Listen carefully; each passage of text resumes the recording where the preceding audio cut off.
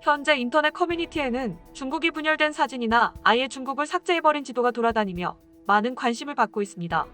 네티즌들은 사진만 봐도 심리적 안정이 취해지네. 최대한 잘게 썰어주세요. 한국 주변이 밝아지는 기분이다. 사이다, 사진이다 등의 반응을 보이고 있습니다. 이 같은 반응은 그동안 중국이 여러 나라에 민폐를 끼쳤기 때문으로 한국에게도 예외는 아니었죠. 화웨이가 우리나라 기업에 접근해 기술만 쏙 빼먹고 먹튀한 일이 2번이나 있었습니다. 우리나라 KMW는 필터와 안테나를 기반으로 기지국 신호 송수신 부품과 장비를 만드는 회사인데요.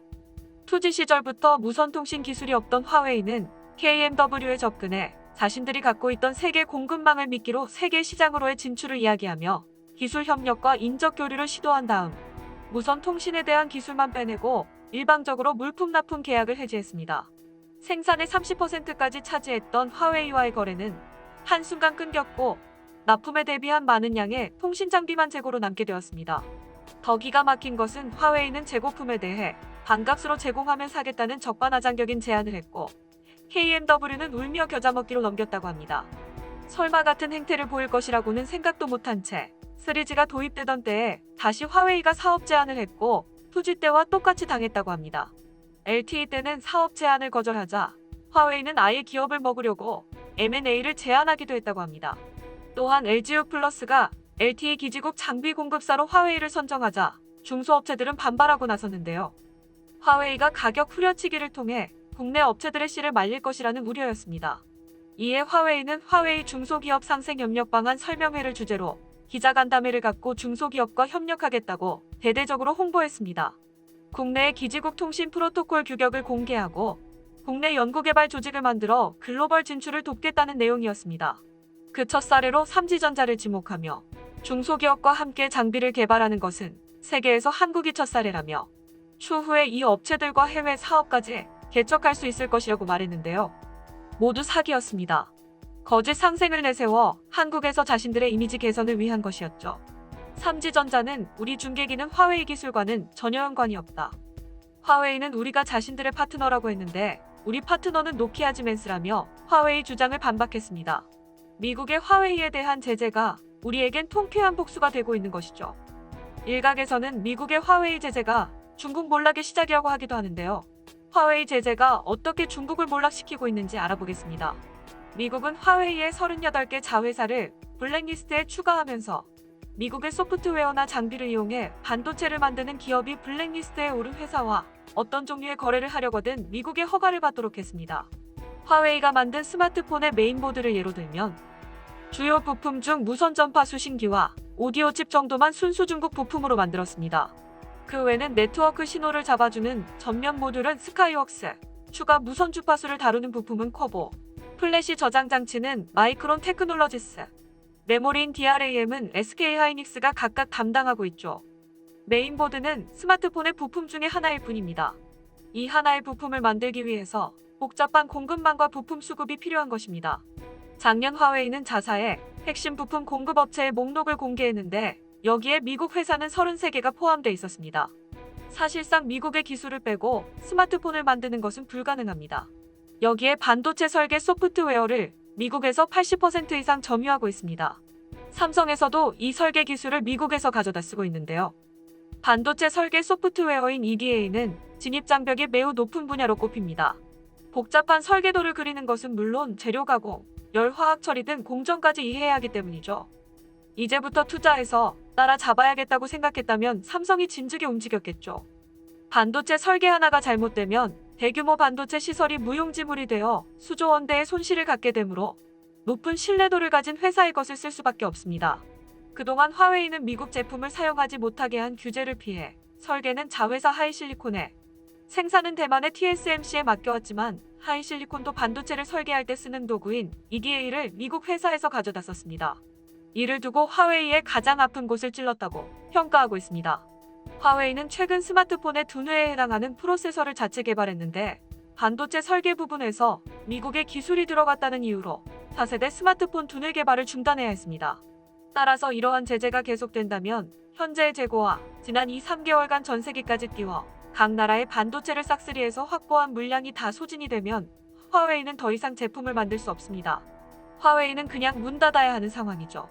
화웨이는 중국의 기술 굴기의 선봉장이자 핵심 기업입니다. 화웨이가 망하면 중국도 망한다고 봐야 합니다. 화웨이는 현재 5G 표준 필수 특허 보유수 및 기술 기여도 등에서 명실상부 글로벌 1위입니다. 화웨이의 5G 선점의 목표는 인터넷 연결에서 돈 벌자가 아닙니다. 인터넷 연결 후에 사물 인터넷이나 빅데이터, 인공지능 등 4차 산업혁명을 이끄는 첨단 기술을 중국 입맛에 맞게 세팅하기 위해서입니다.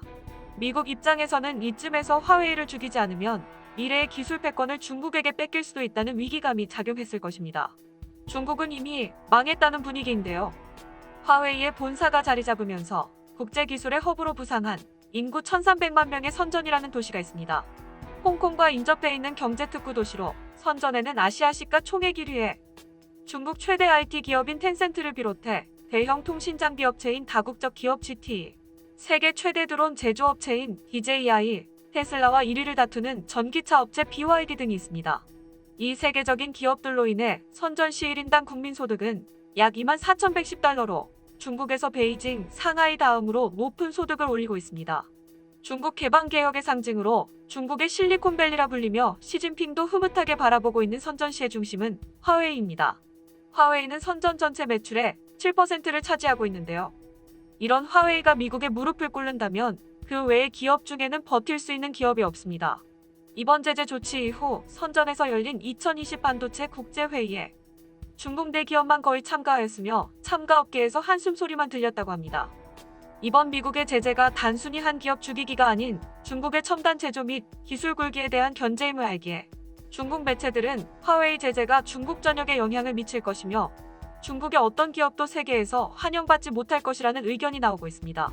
중국 전역의 폭망의 분위기를 아는지 중국민들의 중국 탈출이 이어지고 있습니다. 30억 이상 내야 시민권이 주어지는 지중해 섬이민 프로그램에 전체 이민자의 5분의 1이 중국인이라고 합니다. 미국 자유아시아 방송에 따르면 최근 5년간 이미 많은 중국의 부자와 사업가, 부패 관련자들이 자산 안전을 위해 해외로 이민했다고 합니다. 일반 시민들도 모든 방법을 동원해 중국 탈출을 시도하고 있는데요. 유럽으로 이민에 성공한 광둥성의 한 시민은 중국은 국제사회에서 고립되고 있다. 향후 쇠국이 되는 게 아닐까 염려된다며 경제는 엉망이고 실업률은 매우 심각하다고 했습니다. 또 중국의 상황을 배에 물이 가득 찬 상태로 자칫 잘못하면 가라앉을 것이라고 했습니다. 이에 중국 당국은 국민들의 해외 이민을 단속하기 위해 여권을 몰수하여 당국에서 관리하고 있습니다. 공무원과 국영기업 간부들에서 교사, 정년퇴직자까지 포함하여 전국적으로 범위를 확대하고 있습니다. 시진핑이 가장 두려워하는 것은 미국이 아닙니다. 바로 공산당의 붕괴입니다. 미국에서 공산당과 그 가족의 미국 입국을 금지시키는 발표 후 구글 트렌드 조회를 통해 7일 동안 탈당이라는 단어의 조회수가 급격히 높아졌다는 사실이 발견되기도 했는데요. 중국 대륙에서 해당 단어를 검색한 조회율은 이전보다 60% 이상 급증했습니다. 구체적인 검색으로는 탈당을 어떻게 할 것인가? 라는 문장도 포함되어 있다고 합니다. 지난 8월 서울에서 중국인들이 모여 3억 6천만 명에 달하는 사람들이 중국 공산당 3대 조직을 탈퇴했다는 소식을 전하기 위해 거리 행진을 하기도 했습니다. 실제 탈당을 시도한 사람이 3억 명뿐일까요? 경제적 자유를 누리고 열린 사고방식을 가진 젊은 층들은 훨씬 많은 수가 이미 억압과 통제의 공산당에게서 마음이 떠났을 것입니다. 옛부터 한나라나 왕조가 망할 때 반드시 권력층의 부정부패는 꼭 나타났습니다. 이를 잘 알고 있는 시진핑은 2014년부터 사활이 걸렸다며 대대적인 부정척결을 단행 부패 관리를 죄다 잡아넣었는데요.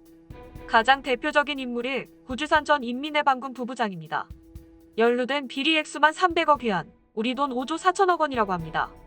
체포 당시 별장 지하실에는 실제 크기의 마오쩌둥 순금 동상, 아프리카 상하 1600만 달러, 뜯지도 않은 현금 박스 등 지하실 압수물을 실어 나르는데 무려 4대의 트럭이 필요했다고 합니다. 그 당시 체포된 다른 부패 스케일도 비슷했다고 하는데요. 지금까지도 부패 척결을 외치고 있지만 상류층의 탈세가 4조를 넘었고 40만 명이 넘는 지방 공무원들이 부패 혐의로 체포되고 있습니다. TV 드라마에서 중국의 초등학생조차 체육 시간에 뇌물이 적어서 축구선수로 뽑히지 못했다고 투정을 부리는 장면이 나옵니다. 어린아이들까지 뇌물을 자연스럽게 이야기하는 것이 충격적인데요. 뇌물이 상식이 되는 병든 사회의 모습을 보여주고 있습니다. 중국의 소수민족에 대한 인권 탄압을 규탄하며 160여 개 세계 인권 단체와 미국 의회에서 세계 평화와 인류의 화합의 장인 올림픽 정신에 위배되는 2024 베이징 올림픽 보이콧 움직임을 보이고 있기도 합니다. 정치, 경제, 인권을 포함한 사회 어느 한 면도 제대로 된 것이 없습니다. 골물대로 골문 중국은 안 망하는 게 더 이상할 것 같습니다. 2016년 중국은 사드 배치를 이유로 우리나라에 대한 제재를 시작했습니다. 한중 수교 이래 가장 관계가 안 좋은 데라고 평가하고 있는데요. 중국이 선택한 제재 방법은 한한령을 필두로 하는 문화 제재와 자국 내 우리 기업에 대한 일방적인 보복이었습니다. 당시 우리나라는 10조 원 이상의 피해를 봤습니다.